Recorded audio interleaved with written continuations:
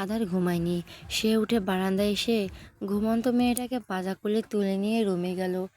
নরম বিছানায় সাবধানে শুয়ে দিয়ে ঝুঁকে এসে কপালের মাঝে ঠোঁট ছুঁয়ে ফিসফিসিয়ে বলল, আমার সব প্রশ্নের উত্তর ও নিজের অবাধ্য অনুভূতির সম্পর্কে জানতে হলেও আমাদের খানিকের জন্য দূরত্ব প্রয়োজন। এ কথা বলে আবার ঠোঁট ছোঁয়ালো মেয়েটার কপালে। সরে যাওয়ার সময় অনুভব করলো আলো ঘুমের ঘরে এক হাত তার টি শার্ট গলা খামচে ধরেছে। রক্তিম ঠোঁট নাড়িয়ে কী যেন বিড়বিড় করে বলছে। আধার অপলক নয়নে মাসুম চেহারা দিকে তাকিয়ে রইল। তার দৃষ্টি মেয়েটার লালচে ঠোঁটের দিকে নিবদ্ধ। সে বাম হাতে বৃদ্ধা আঙ্গুল দিয়ে মেয়েটার কোমল ঠোঁট ছুঁয়ে দিল। এই বেয়াদব ঠোঁট জোড়া তাকে অবহেলা অনেকবার ছুঁয়েছে। আচ্ছা, সে যদি এখন একটু ছুঁয়ে দেয় তাহলে কি খুব বেশি অন্যায় হয়ে যাবে? কোনো জবাব পেল না আধার। কিছুক্ষণ চুপ করে থেকে সাহসায় মেয়েটার দুগাল চেপে ধরে মাথা নিচু করে ঠোঁটের মাঝে নিজের ঠোঁট টেপে ধরল। মুহূর্তে সে এক অন্য দুনিয়ায় হারিয়ে গেল। ঘুমন্ত অবস্থায় আলো শ্বাস নিতে না পেরে দু হাতের চাদর খামচে ধরে ছটফটিয়ে উঠল। এটা টের পেতেই আধার চট করে মেয়েটার ওষ্ঠদায় ছেঁড়া ভেজা ঠোঁট মুছে দিয়ে ওয়াশরুমে চলে গেল। আলো ঘুম পুরোপুরি ভেঙে যেতেই সে ধরপড়িয়ে উঠে বসে হাঁপাতে লাগলো। বুকের কাছটা জামা খামচা ধরে জোরে জোরে শ্বাস নিতে নিতে নিজেকে সামলানোর চেষ্টা করলো। কিন্তু তার হঠাৎ করে এমন কেন হচ্ছে? মনে হয়েছিল কেউ তার নিঃশ্বাস আটকে রেখেছিল। তখনই খেয়াল করলো সে রুমে, আর ওয়াশরুম থেকে স্যারকে বের হতে দেখে আলো বালিশ চুড়ি মেরে চিল্লিয়ে উঠল, আপনি আবার আমার ঘুমের সুযোগ নিয়ে নাক মুখ চেপে ধরে মেরে ফেলার প্ল্যান করেছিলেন, তাই না? আদার ঠোঁট কামড়ে মেয়েটার রক্তিম ফুলে ওঠা ঠোঁটের দিকে তাকায়। তার বলতে ইচ্ছে করছিল, হ্যাঁ, আজ তোমার ঘুমের একটু হলেও সুযোগ নিয়েছি, তবে তোমাকে মেরে ফেলার জন্য নয়, বরং নিজেকে তৃষ্ণাত মনের তৃষ্ণা মেটানোর জন্য। তবে মুখে বলল, কোনো প্রমাণ আছে, বা তুমি আমাকে ডেকেছ নিজের নাক মুখ চেপে ধরে রাখতে? আলো দমে গেল। আসলেই তো সে দেখেনি তো এমন কিছু। নিজের মাথা চুলকিয়ে বিড়বিড় করে বলল, আমার শ্বাস প্রশ্বাস এমন স্বাভাবিক হলো কেন? আদার ফ্লোর থেকে বালিশ তুলি বিছানায় রেখে শান্ত গলায় বলল, হতে পারে স্বপ্নে কেউ তোমার নাক মুখ চেপে ধরেছিল, তাই এমনটা হচ্ছে। স্বপ্নে আবার কে ধরবে? নিশ্চয়ই আপনি ধরেছেন, কারণ এখন তো আপনি আমার থেকে মুক্তি চান। আদার কিছু না বলে আলোর পাশে এসে শুয়ে পড়ল। তারপর মেয়েটাকে টেনে নিজের বুকের উপর নিয়ে আসতেই আলো সরে গিয়ে বলল, আমি আর আপনার বুকে কখনোই থাকবো না। আলো কপাল কুঁচকে আবারও মেয়েটার টেনে বুকের উপর নিয়ে এলো, কিন্তু আলো এক প্রকার যুদ্ধ করে নিজেকে সরিয়ে নিল। ঠিক তখনই অনুভব করলো তার শরীরের উপর অশুভ লোকটা নিজেই উঠে এসেছে। আবার ঘাড়ে মুখ গুজে শান্ত গলায় বলল, ঠিক আছে, তুমি আমার বুকে না থাকো, কিন্তু আমি তোমার বুকে থাকবো। আলো কান্না আটকে জিজ্ঞেস করলো, কেন? আদার বুকের উপর মাথা রেখে শব্দ করে নিঃশ্বাস ছেড়ে অস্পষ্ট স্বরে বলল, কারণ আমি এখানে শান্তি পাই, খুব শান্তি পাই, ঠিক যেমনটা আমি আমার মায়ের বুকে মাথা রেখে পেতাম। আলো প্রতি উত্তরে কিছু না বলে ফুঁপিয়ে কেঁদে উঠল। দু হাতে মানুষটার এলোপাতাড়ি মারতে মারতে চিৎকার করে বলে উঠল, আপনি এমন কেন? আমাকে কি আপনার মানুষ মনে হয় না? সবসময় নিজ মনে চলে আসবেন, আপনি নিজ থেকে আমার কাছে আসবেন, আবার হঠাৎই বলবেন দূরে থাকতে। আমি দূরে থাকতে চাইলে আপনি আবার আমার কাছে আসবেন, অথচ আমি আপনার কাছে একটু গেলেই আপনি বিরক্ত হন। না আমাকে সহ্য করতে পারেন, আর না আমাকে ফেলতে পারেন। আপনি আসলে কী চান বলুন তো? নাকি এইভাবে আমাকে কষ্ট দিয়ে শেষ করে দিতে চান? আধার চোখ বুজে নিল। তার আসলে কি চাই সেটা নিজেও বুঝতে পারছে না, তবে এইটুকু ঠিকই উপলব্ধি করতে পারছে, তার হৃদয়ে কিছু মিছু একটা হয়েছে। নয়তো তার বেহায়া মনটা কেন বারবার মেয়েটার কাছে আসতে চাচ্ছে? এসব তো আগে কখনো হয়নি।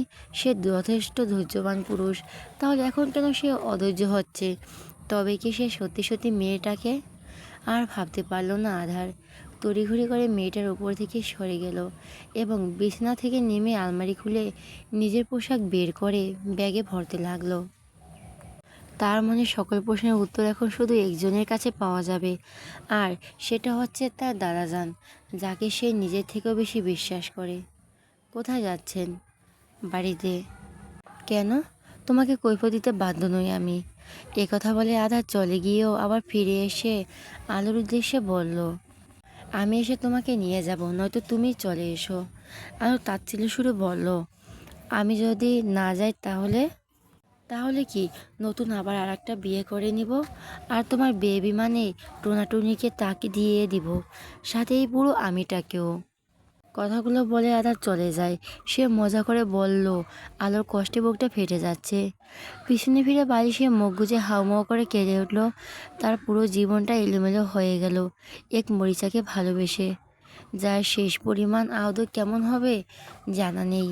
শুধু জানে তার হৃদয়টা ভেঙেছে। দুদিনে আলো নিজেকে রুম বন্দি করে রেখেছে, না ঠিকমতো খাওয়া দাওয়া করেছে আর না ঠিকমতো গোসল করেছে। সারাদিন বিছানায় পড়ে থাকে। যখন খুব বেশি খিদে লাগে তখন একটু শুকনো খাবার খায়। এই 2 দিনে চোখের নিচে কালি পড়ে গিয়েছে। যেই মেয়েটা কথা বললে থাকতে পারতো না, সেই মেয়েটা আজ 2 দিন ধরে নিচ্ছুপ। মুখের হাসিও সে কবেই গায়েব হয়েছে। সে আর ওদিন চলে যাওয়ার পর আর যোগাযোগ হয়নি, তাকে নিতেও আসেনি। আর সে নিজ থেকে যাওয়া কিংবা যোগাযোগ করার চেষ্টা করেনি। নিজেকে আরও কত ছোট করবে, কম তো হলো না। এখন না হয় নিজেকে নিয়ে ভাবা যাক। আজ মেঘলা লোকে রুম থেকে টেনে টুনে নিয়ে এসেছে। মেয়েটাকে বকতে বকতে ড্রয়িং রুমে নিয়ে এসে সোফায় বসিয়ে দিল। মাথার চুলের অবস্থা খারাপ, জট বাঁধিয়ে ফেলেছে। মেয়েটার এমন ছন্নছাড়া রূপ দেখে মেঘনার মাথায় তেল দিয়ে দিতে দিতে ধীরে কণ্ঠে বলল, বরকে মিস করছিলে? আলো সোজা সাপটা জবাব দিল, না। তাহলে নিজের হালে এমন করেছিস কেন? অলস হয়েছি, তাই নিজের যত্ন নিতে ভালো লাগছে না। সমস্যা নেই, আমি আছি না, আমি তোর যত্ন করে দিব। আলো কিছু বলল না। আলোর রহমান মেয়ের জন্য হালিম তৈরি করেছে। 2টো হালিমের বাটি নিয়ে এসে টি টেবিলের উপর রাখলো। আলোর নজর যেতেই মনে পড়ল, খান বাড়িতে থাকাকালীন আদা ছাড়াও তাকে নিজ হাতে হালিম বানিয়ে খাইয়েছিল। আলো আড়ালে দীর্ঘশ্বাস ছেড়ে মায়ের উদ্দেশ্যে বলল, খাবো না মা, তুমি আমার ভাগেটা নিয়ে যাও। আলোর রহমান গম্ভীর মুখে বললেন, না খেয়ে খেয়ে শরীরটার কী অবস্থা করেছ? আলো বিরক্তকর কণ্ঠে বলল, না খেলে কেউ মরে যায় না। আলোর রহমান রেগে মেগে কিছু বলতে যাবেন, তখনই মেঘলা ইশারা করে থামিয়ে দিল ওনাকে। তারপর বলল, ওর যখন ইচ্ছে করবে তখন খেয়ে নেবে না মামুনি। রহমান সেখান থেকে চলে গেলেন। মেঘলা যত্নের সাথে মাথায় তেল দিয়ে চুলগুলো 2 দিকে বেনুনি করে দিল। তারপর ধীরে কণ্ঠে বলল, আজ বিকেলে তো ভাইয়ের সাথে ঘুরতে যাব, তুই যাবি? না। কেন? এর মাঝে আমি গিয়ে কি করব? কি করবি আবার, বসে থেকে আমাদের রোমান্স দেখবি? আলোর চোখ মুখ কুঁচকে বলল, আমার দেখার অত শখ নেই। অন্যের প্রেম দেখার শখ থাকলে বে কেন? তুই তো নিজের স্বামীর আদর খেয়ে পোটলা হয়ে আছিস। আলো মনে মনে তাচ্ছিল্যের সুরে বলল, আদর? উনি আমাকে একটু ছুতেও এত দ্বিধা, এত আপত্তি, এত অস্বস্তি অনুভব করে, তিনি এবার আমাকে আদর করবেন? সম্ভব। উনি পালে ওনার কাছে এই আমিটাকে ঘেঁচতে দেবে না। সেখানে আদর করাটা বিলাসিতা। বিকেলে দেখে আলোকে কোনো মতে রাজি করিয়ে নিজেদের সাথে নিয়ে এসেছে মেঘনা। ছায়া মায়া বান্ধবীদের বাসায় গিয়েছে, তাই তাদের নিতে পারেনি। পরবর্তীতে পরিবারের সবাই মিলে একসাথে ঘুরতে বেরোবে। ড্রাইভিং সিটে রোহিত বসে থেকে কার ড্রাইভিং করছে, তার পাশে বসা রমণীটি আর চোখে দেখছে। মেঘনা আইসক্রিম খাচ্ছে আর ব্যাক সিটে বসা আলোর সাথে গল্প করছে। ঘুরতে এসে আলোর মনটা একটু ভালো হয়েছে। সে এই আইসক্রিম খেতে বেতে ভাবিকে ওরফে বড় আপুর সাথে কথা বলছে, তার হাসাহাসি করছে। ঠিক তখনই তার নজর বাইরে যায় এবং সঙ্গে সঙ্গে রোহিত ভাইয়াকে গাড়ি থামাতে বলে। আলো একদৃষ্টিতে রাস্তার ওই পাশে তাকিয়ে আছে, যেখানে আধার চার দাঁড়িয়ে থেকে একজন রমণীর সাথে হেসে হেসে কথা বলছে। মেয়েটাও হাসতে হাসতে লুটোপুটি খাচ্ছে। দুজনকে একসাথে দারুণ মানিয়েছে। আর মেয়েটাও সব দিক থেকে মাশাআল্লাহ, তার থেকে বহুগুণ সুন্দরী এবং স্মার্ট। দেখতে শান্তশিষ্ট ভদ্রও লাগছে। আলো আনমনে হেসে হাতের অর্ধেক আইসক্রিমটা জানালার বাইরে ফেলে দিয়ে বড় ভাইকে গাড়ি স্টার্ট করতে বলল। তারপর সিটে মাথাটা ঠেকে চোখ দুটো বন্ধ করে নিল, অথচ তার বুকের ভেতরটা কেমন একটা করছে। স্যারকে ওইদিকে বলা কথাগুলো বারবার কানের কাছে ঘুরপাক খাচ্ছে। তাহলে কি মানুষটা সত্যি সত্যি তাকে ভুলে যাচ্ছে? কই, এর আগে তো কখনো তার সাথে এইভাবে হেসে হেসে কথা বলেনি, এমনকি কোনো মেয়ের আশেপাশেও যায়নি। অথচ আজ মানুষটা ওই মেয়ের সাথে কি নির্দ্বিধায় হেসে হেসে কথা বলছে, তাও এত কাছাকাছি দাঁড়িয়ে থেকে। এসব ভাবতে আলোর এক চোখ বেয়ে উচ্চ গড়িয়ে পড়লো। সে তড়িঘড়ি করে চোখের পানি মুছে নিয়ে জানালার বাইরে খোলা আকাশের দিকে তাকালো। এটাই তাহলে তোমার শ্যামা পাখি? আদার মুচকি এসে মাথা নাড়িয়ে হ্যাঁ বলল। হ্যাঁ বলি। মীরা হেসে উঠে ফোনে থাকা হাস্যজল রমণীর ছবিটা জুম করে দেখতে দেখতে বলল, পুচকে মেয়ে হলেও কিন্তু তোমার সাথে দারুণ মানিয়েছে ভাইয়া। তা তোমার বউয়ের সাথে কবে আমাকে দেখা করাবে? আমি কিন্তু ওই পিচ্ছিকে ভাবি বলে ডাকতে পারবো না, তাহলে আমার শরম করবে। আদা গাড়ি থেকে হেলান দিয়ে দুহাত প্যান্টের পকেটে গুজে শান্ত গলায় বলল, আপাতত এখন ওর বাসায় বাপের বাড়িতে রয়েছে, আগামীকাল যাব নিয়ে আসতে। তুই তোর ভাইকে নিয়ে আমাদের বাড়িতে আসিস। ওই বেয়াদবটা দেশে ফেরার পর তো আমার সাথে দেখাই করেনি, শুধু ফোনে কথা বলেছে। বড় ভাইয়া প্রচুর ব্যস্ত মানুষ, আমাকে সময় দেয় না, সারাক্ষণ এখানে সেখানে দৌড়ে বেড়ায়। গায়ক বলে কথা, একটু একটু তো ব্যস্ত থাকবেই। মীরা ফোনটা এগিয়ে দিয়ে বলল, তোমার তো এই বিয়ে, ভালোবাসা, প্রেম, ফোবিয়া ছিল, তাহলে এখন এসব কিভাবে হলো? ফোনটা নিয়ে আলোর ছবির দিকে তাকিয়ে থেকে বলল, বিয়ে তো শুধু দাদা দাদার জন্য করেছি। মানে তুমি বলতে চাচ্ছ আলোকে ভালোবেসে না? রাধার আনমনি হেসে বলল, ভালোবাসলে যদি আবার তাকে হারিয়ে ফেলি তখন? মীরা দীর্ঘশ্বাস ছেড়ে ধীর কণ্ঠে বলল, তোমার অতীত নিয়ে আমি কিছু বলবো না ভাইয়া, কারণ ওই ভালোবাসার জন্যই আমার ভাইটাও মরেই বেঁচে আছে। তবে সবাই তো বেইমান নয়, আর তোমার অতীতে যা যা হয়েছে সেগুলো যে বর্তমানে আবারও হবে সেটাও তো না। আই নো তুমি ভালোবাসতে ভয় পাও, শুধু ভাবো ভালোবাসলে বুঝি তোমাকে ছেড়ে চলে যাবে, কিন্তু তুমি তো দাদাজানকে ভালোবাসো, উনি কি তোমাকে ছেড়ে চলে গিয়েছে? তাহলে তুমি ওই মেয়েটাকে কেন ভালোবাসছো না? একবারও নিজের ভাইকে কাটিয়ে একটু ভালোবেসে দেখো ভাইয়া, তখন বুঝবে আসল ভালোবাসা ঠিক কতটা শান্তির। আদার ফোন পকেটে ভরে কপাল কুঁচকে বলল, এসব ভালোবাসার জ্ঞান আমাকে না দিয়ে তোর ভাইকে দে, ওরে যত দ্রুত সম্ভব বিয়ে দেওয়ার ব্যবস্থা কর, নয়তো সারা জীবন দেবদাস হয়ে থাকবে। কম তো চেষ্টা করছি না ভাইয়া, কিন্তু কি করব বলো, বড় ভাইয়া কিছুতেই ওর ছলনাময়ীকে ভুলতে পারছে না, আর না নিজের আশেপাশে কোনো মেয়েকে খেচতে দেয়। তাচ্ছিল্যের সুরে বলো, এই জন্যই আমি ভালোবাসতে বিশ্বাস করি না, এটা শুধু মানুষকে ধ্বংস করতে পারে। যে মনটা আমার আদরের একমাত্র বোনকে শেষ করে দিয়েছে। এরা হেসে বলো, আর এখন তোমার পালা। আদার হেসে আকাশের দিকে তাকিয়ে বিড়বিড় করে বলে উঠল, কখনই কাউকে ভালোবাসবে না, নিজের বউকেও না। মীরার কথা শুনে আদার চুপ হয়ে গেল। এটা দেখে মেয়েটা শব্দ করে হেসে উঠে বলল, তুমি মানো বা না মানো, বাট আই অ্যাম শিওর তুমি একটু হলেও ওই মেয়েটার প্রেমে পড়েছ। শুধু এটা নয়, মানতে চাইছ না, আর না নিজের মুখে স্বীকার করছো। আধার বিরক্তিতে বলল, এমন কিছুই না। মীরা মুখ ভেঙচি কেটে বলল, সেটা দেখে যাবে ভবিষ্যতে। রেস্টুরেন্ট থেকে ডিনার ঘরে এসে আলো গাড়িতে উঠে বসলো। মেঘলা উঠে বসতে রোহিত আলোর উদ্দেশ্যে বলল, কানে ইয়ারফোন গুঁজে চোখ বন্ধ করে থাক, পাক্কা 30 মিনিট। আলো ভুরু কুঁচকে জানতে চাইল, কেন? তোর আপুকে চুমু খাবো তাই। ভাইয়ের কথা শুনে আলো খুক খুক করে কেসে উঠে তড়িঘড়ি করে কানে ইয়ারফোন গুঁজে চেয়ারের সামনে ওড়না দিয়ে মাথা ঢেকে চোখ দুটো বন্ধ করে রাখে। এবার ঠিক আছে, রোহিত হেসে বলল, একদম পারফেক্ট। অন্যদিকে মেঘলা কয়েকটা ধুমধাম বসিয়ে দিল স্বামীর পিঠে। রোহিত হাসতে হাসতে মেয়েটা নিজের কোলের উপর টেনে নিল। গাড়ির ভেতরে আলো নামিয়ে শাড়ির আঁচল ভেদ করে কোমর চেপে ধরতেই মেঘলা হাঁসফাঁস করে বলল, এটা কিন্তু ঠিক নয়। মেয়েটা এখন কী ভাবছে? ও কিছু মাইন্ড করেনি। আর তুই আমার প্রেমিকা না, বউ হস আমার। সবার সামনে 3 কবুল বলে বিয়ে করেছি, তোর উপর সম্পূর্ণ হালাল অধিকার রয়েছে আমার। মেঘলা কী বলবে বুঝতে পারল না, তাকে আর কিছু বলার সুযোগ দিল না রোহিত। তোর উপর সম্পূর্ণ হালাল অধিকার রয়েছে আমার। মেঘলা কী বলবে বুঝতে পারলো না, তাকে আর কিছু বলার সুযোগও দিল না রোহিত। সে পরমে সে প্রিয়তমার ওষ্ঠপুট নিজের দখলে নিয়ে নিল। দীর্ঘক্ষণ এক চুম্বনের পর ওষ্ঠদার ছেড়ে আলতো করে কপালে কপাল ঠেকিয়ে রাখলো রোহিত। দুজনেই হাঁপাচ্ছে। মেঘলা লাজুক হেসে চোখ বুজে নিল। রোহিত কপালে গালে চুমু খেয়ে ফিসফিসিয়ে বলল, তোকে অনেক ভালোবাসে মেঘ। মেঘলার রক্তিম ফুলে ওঠা ঠোঁটের কোণে তৃপ্তির হাসি ফুটে উঠল। সেও ফিসফিস করে বলল, আমিও তোমাকে খুব ভালোবাসি রোহিত। প্রাপ্তির হাসি হাসলো রোহিত। সে আরেকটুখানি ভালোবাসা মানুষটিকে আদর করে দিয়ে কিছুক্ষণ জড়িয়ে ধরে বসে থাকলো। এখন চলো, অনেক রাত হয়ে এসেছে, সবাই চিন্তা করবে তো। রোহিত মেঘলাকে ছেড়ে দিল।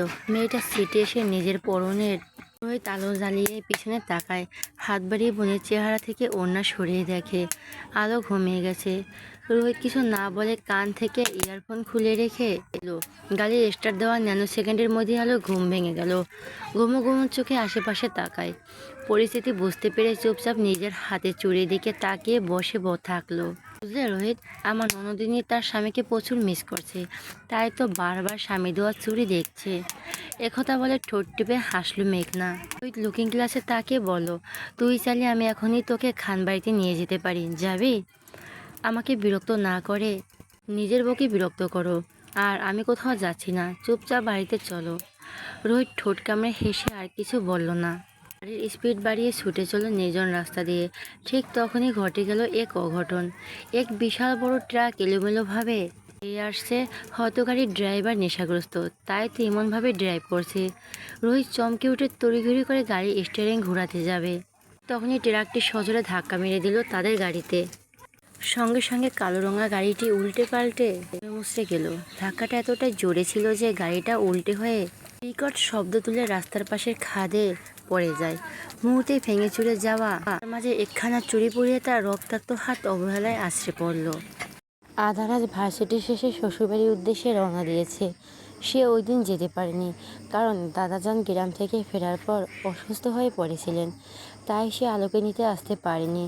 আর ওই বজ্জাত মেয়েটাও খানবাড়িতে যায়নি, এমনকি ভার্সিটিতেও আসেনি। সে কল দিয়েছিল গতকাল, কিন্তু কেউ কল ধরেনি। আর না পরবর্তীতে তাকে কল দেওয়া হয়েছে। 3 দিন পর অবশেষে সে তার বউয়ের কাছে যাচ্ছে।